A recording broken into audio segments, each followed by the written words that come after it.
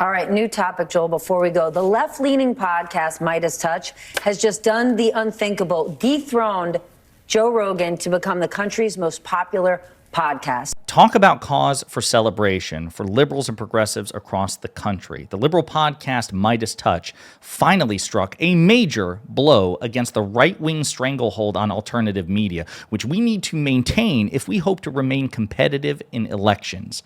But before we unpack all that, if you end up liking this video and you want to support the channel, please be sure to hit the like, subscribe, and alert bells before you go. All right, friends, this is probably nightmare news for Joe Rogan and other right-wing media content creators because it could portend a shift in the alternative media ecosystem in which the right wing has an outsized advantage, a colossal advantage in terms of viewers, in terms of funding, in terms of reach, in terms of their connectivity to their political proxies, the Republican Party. And we, both liberals, progressives, and the Democratic coalition, and certainly elected Democratic officials, have to work our asses off to catch up if we're going to hope to remain competitive in elections. And Midas Touch, the boys over at Midas Touch, have done some Herculean work in this respect. We're going to play the rest of this clip and unpack it together. Do you see this as a sign of a bigger political shift? Because even these three guys specifically, they are not your touchy-feely progressives. They're like three bros from Long Island. Yeah.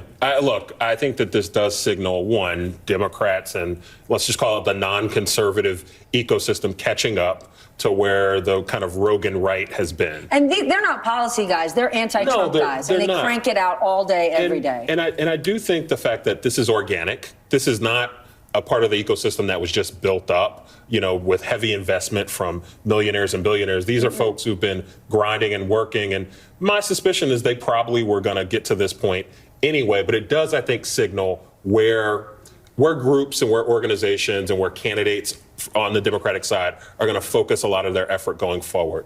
You've got to dominate this space. That's where conversation is. That's where a lot of people get their news, is on YouTube, online. You have to be present there. And you have to have messengers that are fearless and that know how to talk to these folks comfortably and in messy conversations that are often complicated. People often say that Democrats don't know how to hit. These guys are hitters. Yeah, and look, Democrats should have the confidence to go anywhere and make a case. We've got a fragmented media ecosystem, so it's good to see a little more political diversity in that. Democrats are going to have to play offense and stop just preaching to their choir.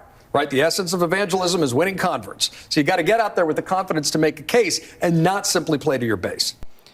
So that was John Avlon. I think he was a former CNN reporter. He ran for office in this last election, unfortunately lost, and now he's a contributor at The Bulwark, which is, that's I think it's led by Tim Miller now. It's a group of Never Trump Republicans. They put out really good content, even though policy-wise we have major disagreements because they're more conservative than myself. But they are fully committed to the project of defeating the Republican Party, defeating Trump, and defeating MAGA. And they are full force, full bore behind Democrats to do it. They are doing extremely well. Brian Tyler Cohen is doing extremely well. David Pakman, Luke Beasley, Adam Mockler, who is part of the Midas Touch network. Shout out to him, given that the story is in particular about Midas Touch beating Joe Rogan. He's part of that. He's part of that network, and he's killing it on YouTube. So, Adam, if you're watching, congratulations, man. But yeah, this is not over, right? There's no telling what will happen next month. This could be a brief peak, but hopefully it is something, it's momentum that Midas can carry and maintain, and the rest of us can follow suit to remain competitive or to finally be competitive in the alternate media space. It is vital for winning elections. Anti-Trump podcast dethrones Joe Rogan at the top of the charts. An anti-Trump podcast outpaced the Joe Rogan Experience by a large number of downloads and views over the past month, according to podcast ranker Podscribe.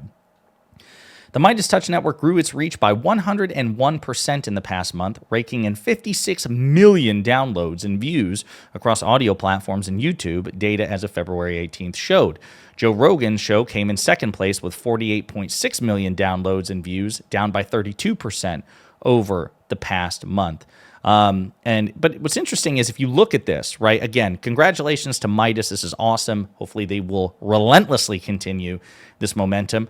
But Joe Rogan, which is certainly right-coded, is number 2. Candace I think it's Candace Owens. Candace Owens is number 3. Diary of a CEO with Stephen Bartlett, that's kind of like tech bro, kind of centristy. Not familiar with Sean Ryan. Theo Vaughn is a comedian. He doesn't strike me as genuinely conservative, but again, is certainly right-coded. Ben Shapiro is obviously a MAGA Republican, very stridently Trump-supporting, and Dan Bongino, former Fox News host. So again, this just goes to show how much work is left to be done. Not only does Midas have to keep the momentum, the rest of us, including this channel, which is a fraction of the size of the Midas Touch, or David Pakman, or Brian Tyler Cohen, we have to keep working our asses off.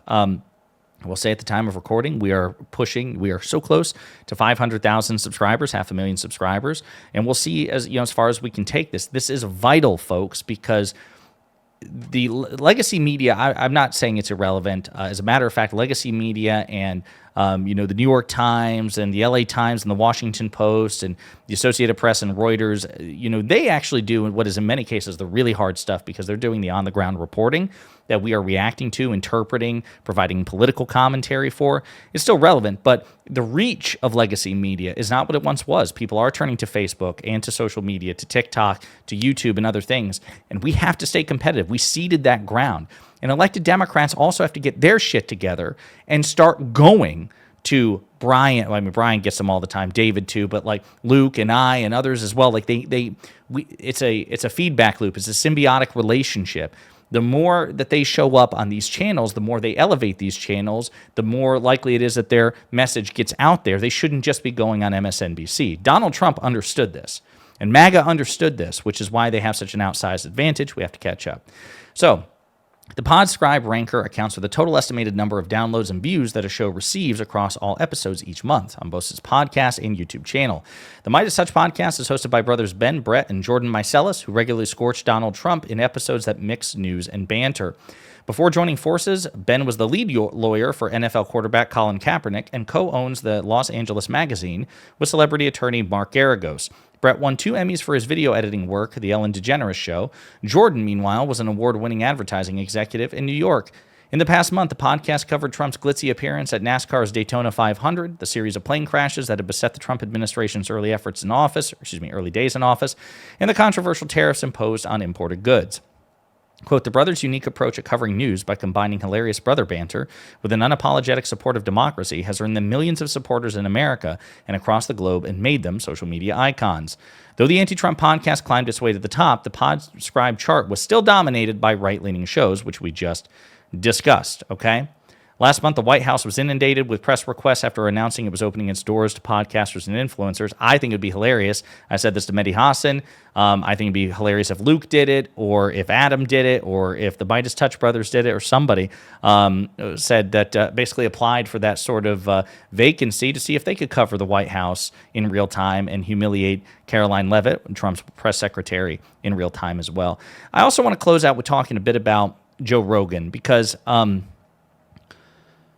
Joe Rogan is frustrating because I don't think like that he's necessarily, I don't watch much of his content anymore. I just don't have the time for it, number one. Number two, it's off YouTube, I think, because it's on Spotify. And actually, believe it or not, I do not have a Spotify account. I'm so boomer that when I like music, I buy it on my iPad, or excuse me, my iPhone. And so it's like in my Apple Music. That's how behind the times I am. But obviously, he is certainly right-coded. He is certainly a hypocrite in so many ways. He grades the Republicans on a curve, yada, yada. But I don't have a contempt for him like I do, like Ben Shapiro, for example. Because I think much of Rogan's aesthetic, which is he's kind of like, he doesn't really know politics that well, and so it's kind of easy to dingle car keys in front of his eyes, and he'll paw at it, and that's part of the reason why I think he'd still have Bernie Sanders on, have a really civil, great conversation with Bernie Sanders, and agree with so many of Bernie Sanders' positions, and then have a Trump guy on the next day and just do a 180, right? He's just not particularly consistent or grounded either with respect to political policies or political principles. So I just don't have I don't think there's genuine malice there, even though with his influence, him signal boosting and not critically examining the Republican Party is a problem, in my opinion. Having said that, though, there's been recent reporting indicating that his fans are not happy about his bromance with Elon Musk and his effused praise of Elon Musk. So this is from Politico. Joe Rogan's infatuation with Elon Musk is angering his fans. The most prominent podcaster in the world used to forego politics. Musk's entry into government has him singing a different tune. Joe Rogan helped Donald Trump make historic gains with young, often politically disengaged men in November, showing how a largely non-political podcaster with a broad following can nevertheless influence politics. But since the election, the Joe Rogan Experience has taken a different tack, focusing less on his usual fare of comedy or weird science. Instead, Rogan has become dedicated to defending one increasingly important political actor in the Trump administration, Elon Musk. A vocal contingent of Rogan's fans is none too pleased. The sudden turn toward Musk, who's emerged as a force behind many of the broadest changes in the early weeks of the new administration, is roiling the online spaces where his many fans, who are used to a more varied and less nakedly pro-administration podcast, gather. A 1.5 million subscriber subreddit dedicated to Rogan, where fans of his podcast congregate to discuss the show and any other Rogan-related drama, has in recent days been overrun with memes and other posts complaining about Musk, the Trump administration, and Rogan's recent, regular, full-throated defenses of the work of Doge, the Musk-led initiative to slash federal funding. A quick scroll through the comments reveals messages like Joe and his anti-elite billionaire friends are becoming the swamp they've always hated. And Joe is state-run propagandist media. Very nice. Another adds, quote, I seriously can't even listen to him anymore. It sucks so much, man. I really loved this podcast. And it goes on like this. And I'm not saying that that's necessarily contributing to why the Midas Touch leaped over him. It could, again, just be an outlier. It could be because the MAGA ecosystem is so diffuse because they have Candace Owens and Dan Bongino and Ben Shapiro and Theo Vaughn and others. Like that could be the reason why. I have no idea, but I guess this would make sense. It would seem to correlate, right, with him at least briefly slipping in the charts, is that perhaps Rogan is betraying his, populist, apolitical persona to really simp for the world's richest man who also happens to be an inveterate liar and kind of a cringe lord on social media. I don't know. I'm just speculating. But again, not really good news for Joe Rogan. Great news for Midas Touch. And I would argue really good news for those liberals and progressives. So everybody as far left as the boys from the Vanguard, whom I love, the Majority Report, all the way to the other side, like the Midas Touch, the more liberal side of things, and everybody in between. This is really good news because we have to shatter the right-wing stranglehold on alternative media if we hope to remain competitive in elections and then use our victories in elections to actually change the country for the better. So good news all the way around. Again, special shout out to Adam Mockler. Just killing it, man.